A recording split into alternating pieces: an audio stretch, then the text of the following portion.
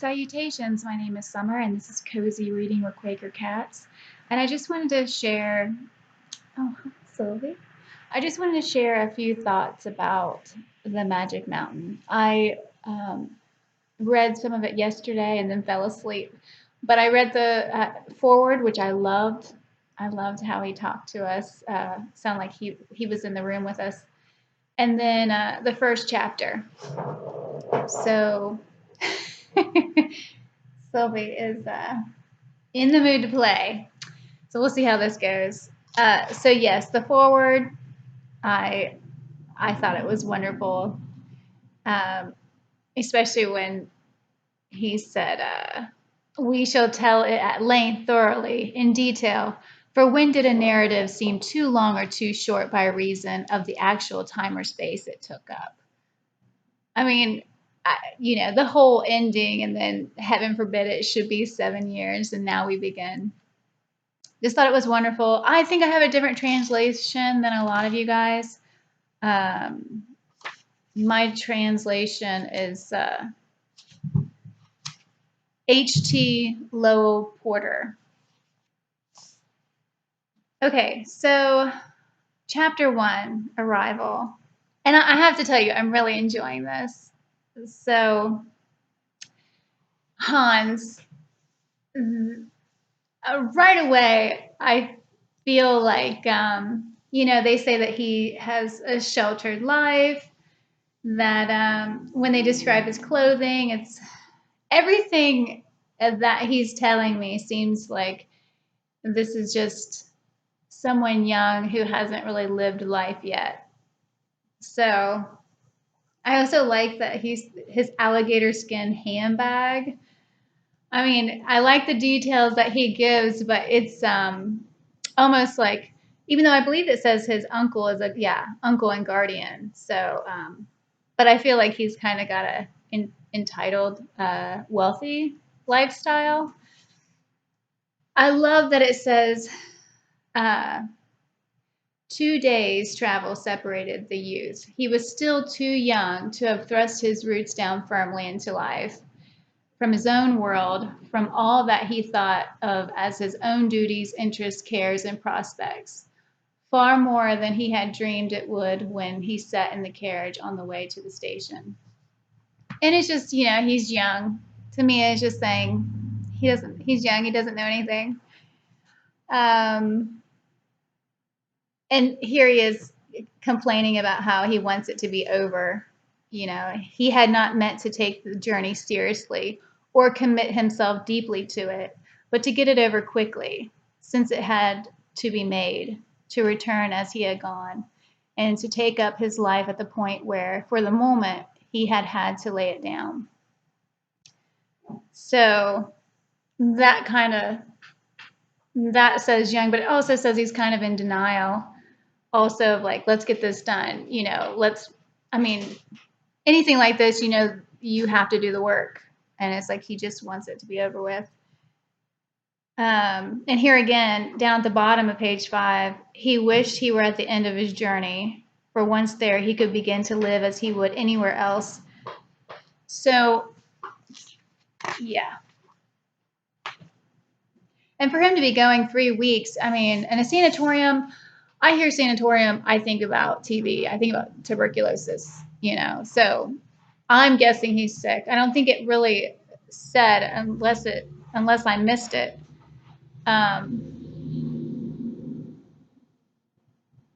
Let's see here.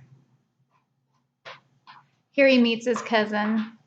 And I call him Joachim. I don't know if that's right or not, but I know like German, they say like Johanna, because at first I was wanting to be like Joachim, like Joaquin Phoenix. But I was like, no, it's German. So I'm sorry if I mispronounce it, but I'm calling him Joachim. Yeah, I like the cousin. I marked a couple things, but not enough really to say anything about. Oh, one thing that so I've read so many books about the 1800s, and anytime a woman had any kind of complaint, whether it was depression or any kind of ailment, they gave her a little blue bottle, and it was laudanum. So it says that Joachim, it says it was a flat, curvy bottle of bluish glass with a metal cap. And I'm thinking, okay, so they're giving him laudanum, which is, I mean, that would relax you. And, so I'm like, okay, but it's also very addictive. So that made me a little nervous that they're giving him laudanum. But I mean, people die from tuberculosis. So I don't know. But yeah, as soon as I heard blue bottle, I thought, oh. Also, I found it very strange that he wasn't more sick because I've read about altitude sickness, and there are some people that are so sick. And I believe at like Machu Picchu, I'm not sure if I pronounced that right, they'll actually give you something to drink. It's like a cocoa drink, which will help you with your altitude sickness. And for him not to be all that sick, I thought, I mean, he was able to eat. I think you could tell there were little side effects, but I thought it would affect him a whole lot more to be at that altitude. But people do respond differently. So, oh, number 34, where he's talking about someone had just died in his room. Also, one thing that was really interesting is when Joachim was telling him that you have to go out to the balcony at night. That's a rule from 8 to 10. So, and he was like, what, in the damp air? But it's supposedly supposed to help. They believe it helps. So that was interesting. Also, the talking about the woman who died and her fiance crying.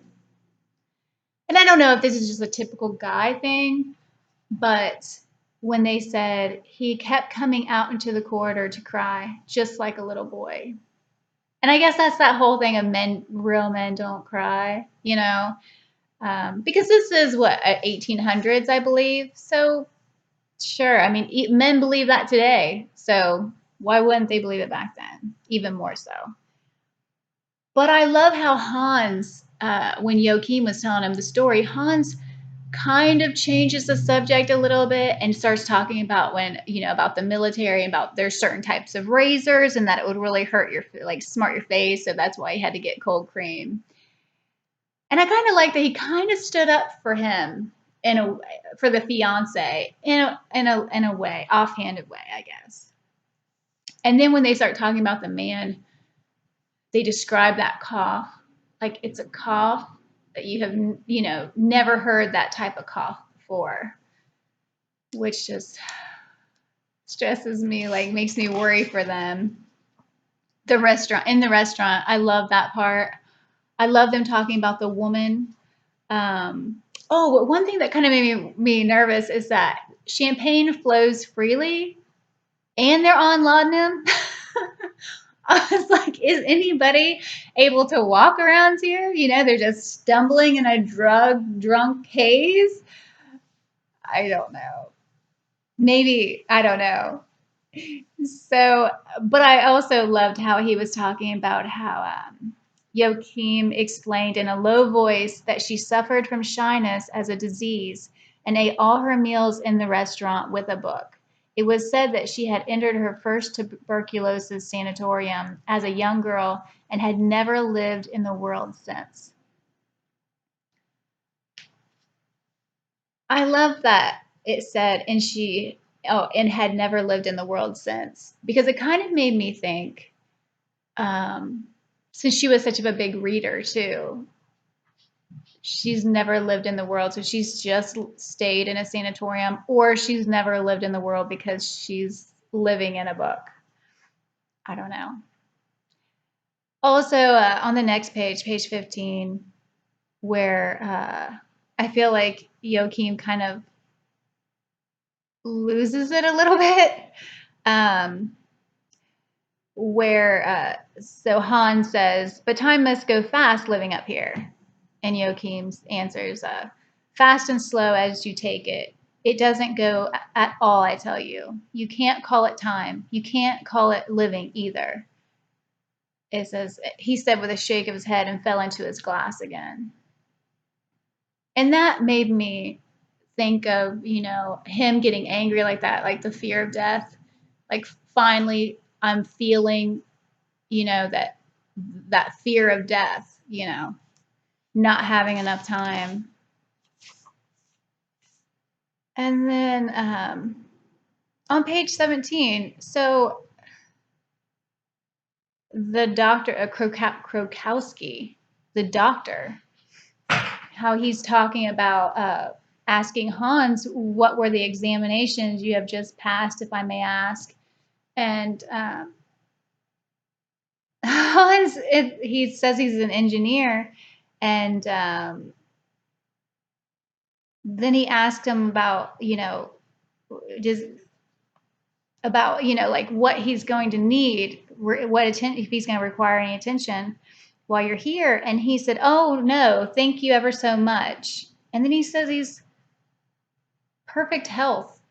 And I'm thinking, why are you here? Aren't you here because you're sick? Like, don't you have it? And then another thing, which I know back in the day, they used to say cigarettes were healthy and doctors would prescribe them. But it said a cigar would have been too much for him this evening, a fact which impressed him as odd indeed. Which I'm surprised he's able to smoke at anything at all, especially at that altitude, which maybe that's what it was saying. Like he usually can smoke, but not at that altitude. Well, with your lungs being sickly, I don't know. I would think that would be more of a cause of why you couldn't smoke.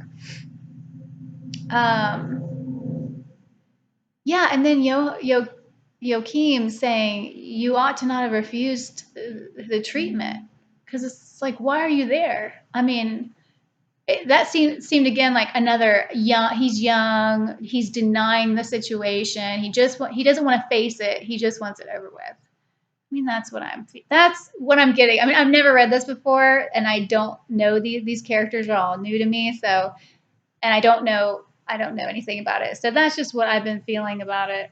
But I love the last paragraph of the first chapter, where he said